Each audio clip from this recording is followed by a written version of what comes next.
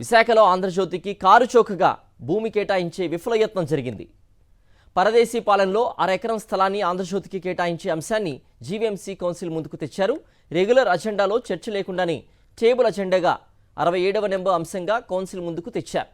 ఇలాంటి కీలక అంశాన్ని టేబుల్ అజెండాగా ఎలా చేరుస్తారని వైఎస్ఆర్సీపీ కార్పొరేటర్లు ప్రశ్నించారు. దీంతో తప్పని పరిస్థితుల్లో ఈ అంశాన్ని వాయిదా వేస్తున్నట్లుగా మేయర్ పీలా శ్రీనివాసరావు ప్రకటించారు. 2017లో ఇదే ప్రాంతంలో 7,26,00,000 విలువైన స్థలాన్ని 50,50,000కే అప్పటి తెలుగుదేశం ప్రభుత్వం ఆంధ్రజ్యోతి పబ్లికేషన్స్, ఆమోద పబ్లికేషన్స్కు కేటాయించింది. ఆ కేటాయింపును రద్దు చేసిన గత వైఎస్ఆర్సీపీ ప్రభుత్వం ఆ స్థలాన్ని పేదలకు పంచాలని నిర్ణయించింది. ఇప్పుడు చంద్రబాబు ప్రభుత్వం మరోసారి అదే సంస్థకు అతి తక్కువ ధరకు భూమి కేటాయించాలని నిర్ణయం తీసుకోవడం గమనార్హం.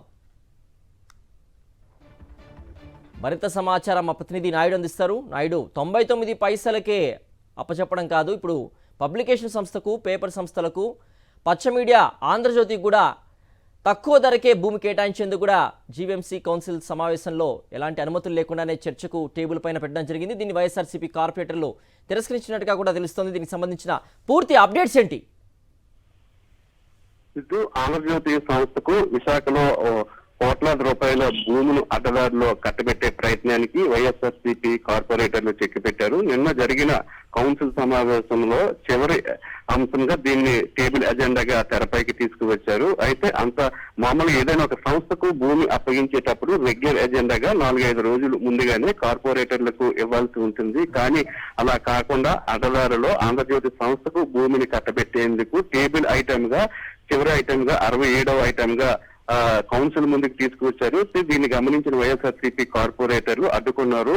అత్యంత విలువైన భూమిని కారు చౌకగా ఆంధ్రజ్యోతి సంస్థకు ఏ విధంగా కట్టబెడతారని చెప్పి నిరసనకి దిగడంతో మేయర్ పీలా శ్రీనివాస్ తాత్కాలికంగా దీన్ని వాయిదా వేశారు. పరదేశ పాలనలో 50 సెంట్లు భూమిని నామమాత్రపు ధరకే కట్టబెట్టాలని చెప్పి కూటమి ప్రభుత్వం నిర్ణయం తీసుకుంది. రెగ్యులర్ ఎజెండాగా అయితే కౌన్సిల్ సభ్యులు గొడవ చేస్తారన్న ఒక ఉద్దేశంతో, దీన్ని అడ్డదారిలో ఆమోదించుకోవాలన్న ఒక ఉద్దేశంతో టేబుల్ ఎజెండాగా చివరి నిమిషంలో 67వ ఐటమ్ గా తెరపైకి తీసుకువచ్చి ఆమోదించే ప్రయత్నం చేసినప్పటికీ కూడా దీన్ని గమనించిన వైఎస్ఆర్సీపీ కార్పొరేటర్లు అడ్డుకున్నారు. దీంతో దీన్ని వాయిదా వేస్తున్నట్లు ప్రకటించారు. గతంలో కూడా ఇదే స్థలాన్ని ఆంధ్రజ్యోతి సంస్థకు అప్పటి తెలుగుదేశం ప్రభుత్వం కేటాయించింది. అయితే ఇది అత్యంత విలువైన భూమిని కారు చౌకగా ఏ విధంగా కట్టబెడతారు, ఇది ప్రజా ప్రయోజనాలకు ఉపయోగపడాలి, పేదలకు పంచాలన్న ఒక ఉద్దేశంతో ఈ స్థలాన్ని అప్పటి వైఎస్ఆర్సీపీ ప్రభుత్వం రద్దు చేసింది. అయితే మళ్ళీ అధికారంలోకి వచ్చిన కూటమి ప్రభుత్వము ఆంధ్రజ్యోతి సంస్థకు ఈ స్థలాన్ని కట్టబెట్టే ప్రయత్నంలో భాగంగా